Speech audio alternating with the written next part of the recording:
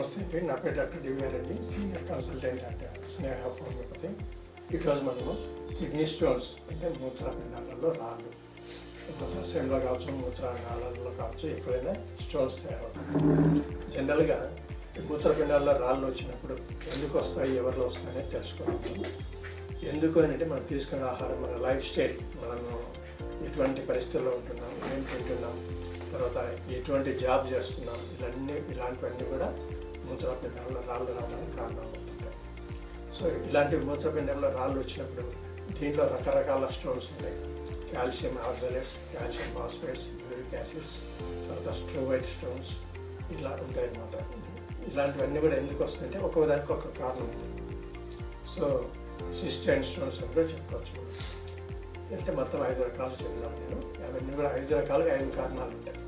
Calcium oxalates అంటే మనం తీసుకున్న ఫుడ్లో ఆక్సలేట్స్ ఎక్కువ ఉన్నాయి అనుకోండి, దాన్ని ఆక్సలేట్స్ అంటారు. అంటే పాలకూర ఇలాంటి, తర్వాత ఆక్సలేట్స్ ఉండేవి, రిచ్ ఫుడ్ ఉండేటువంటి కాల్షియం లెవెల్స్ ఎక్కువ ఉన్నాయి.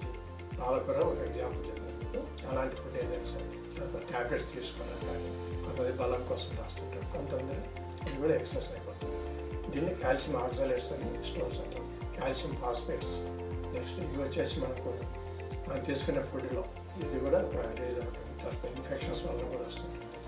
తర్వాత వచ్చేసి యూరిక్ యాసిడ్ అని చెప్పుకున్నాం స్టోన్స్. యూరిక్ యాసిడ్ స్టోన్స్ వచ్చేసి మనకి యాసిడ్స్ ఎక్కువ ఉంటాయి. ఎప్పుడు యూరిన్ అనేది ఎప్పుడు కూడా pH లెవెల్ ఇట్లా యాసిడిక్, ఇట్లా బేస్ అనేది 2 ఆల్కలైన్ అంటారు అనమాట. ఈ 2 కూడా సమతుల్యంగా ఉండాలి.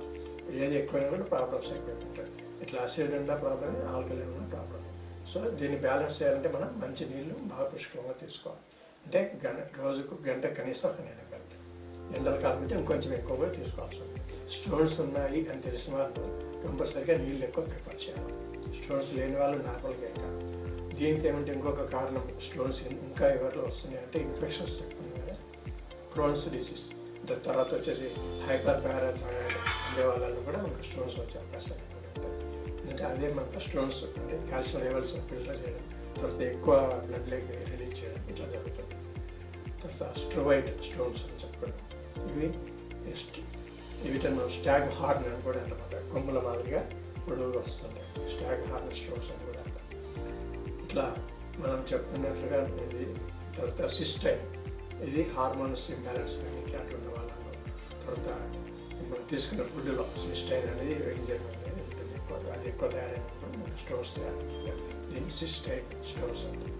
సో ఇన్ని రకాలుగా స్టోన్స్ ఉన్నప్పుడు మనం దీన్ని ఎట్లా కనుక్కుంటే కొన్ని యూరిన్ టెస్ట్ ద్వారా కనుక్కోవచ్చు. తర్వాత కొన్ని ఎక్స్రే చేయడం వల్ల తెలుస్తుంది. KUB టెస్ట్ అంటే కిడ్నీ, యూరేటర్, బ్లాడర్, ఈ 3 టెస్టులు తీసి ఎక్స్రే చేయడం వల్ల మనకు స్టోన్ ఎక్కడ ఉందో తెలుసుకుంటాం. సో ఇలాంటి వాళ్ళు ఉండేటప్పుడు స్టోన్స్ వాళ్ళు ఏం చేయాలంటే మేనేజ్మెంట్ పార్ట్ తీసుకుంటాం. అంటే నీళ్ళు ఎక్కువగా తాగడం, డైట్ కంట్రోలింగ్ చేయడం, తర్వాత ఓవర్ వెయిట్ ఉన్నప్పుడు, వెయిట్ ఎక్కువ ఉండే వాళ్ళని కూడా ఈ ప్రాబ్లం వస్తుంది. ఎందుకంటే కూర్చొని కూడా మనిషి కదలకుండా ఉంటే ఏదైతే కాన్సన్ట్రేషన్ పెరుగుతుందో యూరిన్, దాంట్లో నుంచి ఈ రాళ్ళు అన్నీ అంటే ఒక్కొక్క పర్వాను వచ్చి ఒక దగ్గర స్టోన్ దగ్గర తయారైపోతుంది. అందుకు కదలికలు అనేది కంపల్సరీ. మనిషి తిరగాలి. ఒక 5 గంటలు 6 గంటలు కదలకుండా కూర్చున్న వాళ్ళలో ఈ స్టోన్స్ వచ్చే అవకాశాలు ఉంటాయి. సో తర్వాత మంచినీళ్ళు గంట తాగడం వల్ల బ్లడ్ అనేది థిన్నర్గా ఉపయోగపడుతుంది. నీళ్ళు ఎక్కువ ఎప్పుడైతే 100 ml తాగలేదన్నప్పుడు 5 లీటర్స్ ఉండాల్సినది 4.5 వస్తుంది. అప్పుడు థిక్నెస్ పెరుగుతుంది, అంటే చిక్కగా తయారవుతుంది బ్లడ్. చిక్కగా తయారైనప్పుడు దాంట్లో ఉండే లవణాలు కలిసి స్టోన్స్ తయారవుతుంటాయి. అదే మళ్ళీ ఒక 100 ml నీళ్ళు కలిపినాం అనుకోండి, మళ్ళీ డైల్యూట్ అయిపోయి నార్మల్ 5 లీటర్స్ మెయింటైన్ అవుతుంది. సో దీనివల్ల కూడా మనకు ఇది ఒక లైఫ్ స్టైల్ ఎందుకని ముందు మనం చెప్పాను. అంటే కొందరు నీళ్ళు అస్సలు తాగరు. ఇలాంటి వాళ్ళలో వచ్చే ప్రాబ్లం ఇట్లా ఉంటుంది. అందుకే డీహైడ్రేషన్, ఎక్కువ చెమటలు పడుతుంటాయి, లేచిన తిరిగిన అట్లాంటప్పుడు కూడా రక్తం చిక్కబడిపోతుంది. మొత్తం మీద మనం చూడాల్సింది ఏమిటి, రక్తము చిక్కబడకుండా చూసుకోవాలి. అంటే స్వెట్ ఎక్కువ వచ్చే వాళ్ళు కూడా నీళ్లు తాగాలి. తర్వాత కదలకుండా కూర్చునే వాళ్ళు కదలడం, మూమెంట్ ఇవ్వడం చేయాలి. దానివల్ల మళ్ళీ స్వెట్ వస్తుంది, మళ్ళీ నీళ్లు తాగుతుంటారు. ఇట్లా రీప్లేస్ అనేది కంపల్సరీ ఉండాలి. సో కొంతమంది మందులు ఎక్కువగా వాడుతుంటారు. సపోజ్ HIV/AIDS పేషెంట్స్ ఉంటారు, వాళ్ళలో కూడా మందు ప్రభావం వల్ల కూడా స్టోన్స్ వచ్చే అవకాశాలు ఉంటాయి. సో ఇలాంటివన్నీ కారణాలు చాలా ఉంటాయి. కొంతమందికి ఇన్ఫెక్షన్స్ వస్తుంటాయి, బ్యాక్టీరియల్ ఇన్ఫెక్షన్స్. దానికి సరైన ట్రీట్మెంట్ తీసుకోవాలి, లేదంటే వాళ్ళకి తిరిగి స్టోన్స్ వస్తుంటాయి. ఇన్ఫెక్షన్స్ రావడం వల్ల మళ్ళీ వస్తుంది స్టోన్. సో వీటన్నిటికీ కారణం పరిష్కారం. ఇది మేనేజ్మెంట్ చెప్పిన రకాలు చెప్పిన స్టోన్స్ ఎన్ని రకాలు. దాని వచ్చే ఫలితం ఏముంటుందంటే నెఫ్రోసిస్.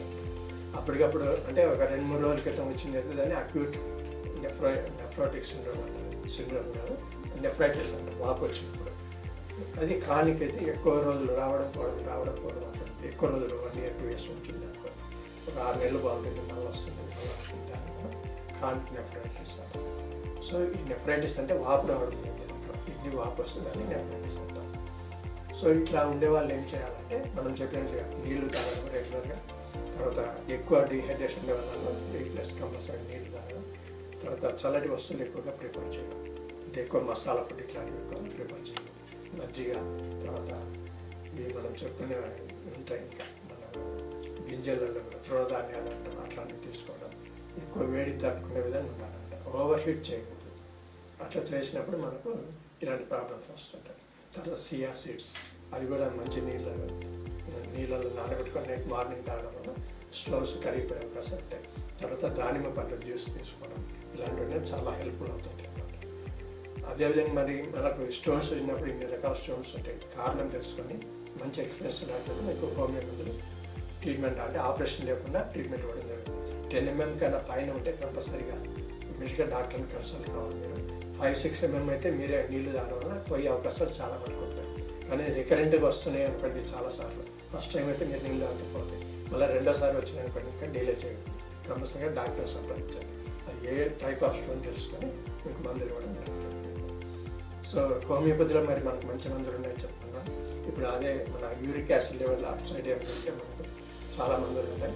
తర్వాత లైకోపోడియం ఒకటి యూజ్ చేయొచ్చు, తర్వాత వచ్చేసి ప్రోస్టేట్ ప్రాబ్లం ఉందనుకోండి ఫ్యాట్ ఫ్లోర్ యూజ్ చేయొచ్చు. తర్వాత ఇట్లా రకరకాల సింటమ్స్ తీసుకొని మందులు ఇవ్వడం, బెంజాయిక్ యాసిడ్, బెర్బిల్స్ వెరిగారిస్ ఇలాంటివన్నీ కూడా క్యాంథారిస్ ఇలాంటివి ఇవ్వడం వల్ల మనకు చాలా ఉపయోగం. అంటే కిడ్నీ దెబ్బలు కూడా చూసుకోవచ్చు. మంచినీళ్ళు తాగడం, మెనీ ఫ్రూట్స్ తినడం, ఇవన్నీ మీకు చెప్పాలి.